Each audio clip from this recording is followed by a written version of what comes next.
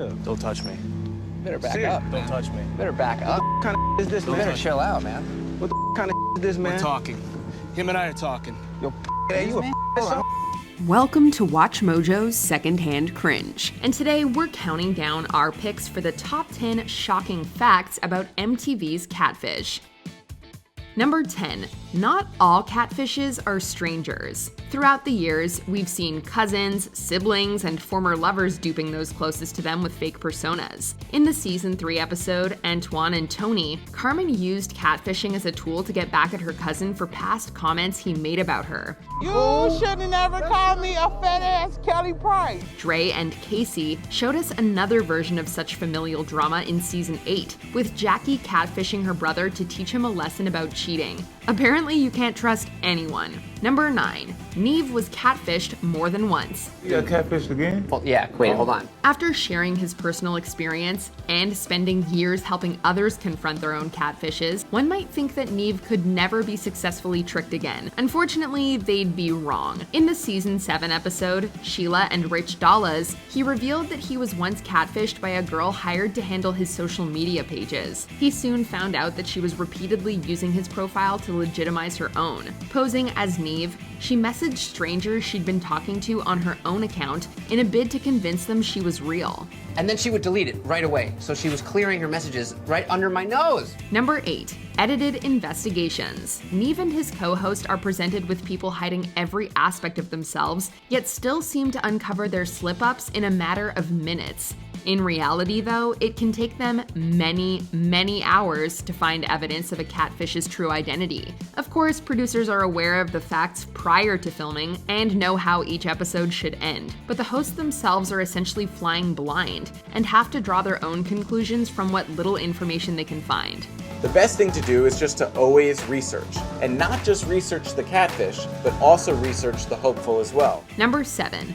Alternate titles. It's strange to think about today, but Catfish wasn't always going to be called that. The 2010 documentary, and subsequent MTV series it led to, could have had a few different titles. The name they eventually settled on actually came from a quote by Vince, the husband of Neve's catfish Angela. If you put these cods in these big vats, put some catfish in with them, and the catfish will keep the cod agile. His metaphor about the sea creatures was a truly fascinating one and gave us the term that's now synonymous with fake online profiles. And there are those people who are catfish in life, and they keep you on your toes. Number 6. Catfishes often contact the show. Catfish typically starts with Neeve and his co-host being contacted by someone who believes they, or someone close to them, is being catfished. In reality, it's rather common for the perpetrator of the fraud to initiate the process. The casting application is practically designed to facilitate this. It actually asks people if they, quote, have a secret to confess to their online partner. She contacted the show. Right. But it's just like, it's not true. Don't know Hundra. Don't like her at all like that. Me and Melly only did it because she asked us to. Number 5. Waivers. It may seem like this show surprises Catfish at their homes, but one of its executive producers, Marshall Eisen, has revealed that's far from being the case. Production actually ensures that all parties know what's going on and are aware of what's expected of them prior to making an episode. By the time the cameras start to roll, every person involved has individually signed a waiver agreeing to participate and be filmed. Let's just figure out how we can make this situation go as best as possible. Unfortunately, this doesn't necessarily guarantee that the catfish will show up when the time comes. Number 4. Changing the dictionary. In 2014, Merriam-Webster officially added a new definition to the word catfish, immortalizing the metaphorical phrase that was initially put forth in the 2010 film. And I thank God for the catfish, because we'd be droll, boring, and dull if we didn't have somebody nipping at our fin. Don't worry, it's still a fish with long, tactile barbels. But the term now also refers to, quote, a person who sets up a false personal profile on a social networking site for fraudulent or deceptive purposes. Number 3. Providing therapy. MTV provides participants with therapy. In a 2014 interview, executive producer Marshall Eisen said that the service was put in place to, quote, make sure that people are taken care of. Neeve has also spoken of the program's desire to heal, calling it a, quote, therapy show that allows people to talk about their inner feelings.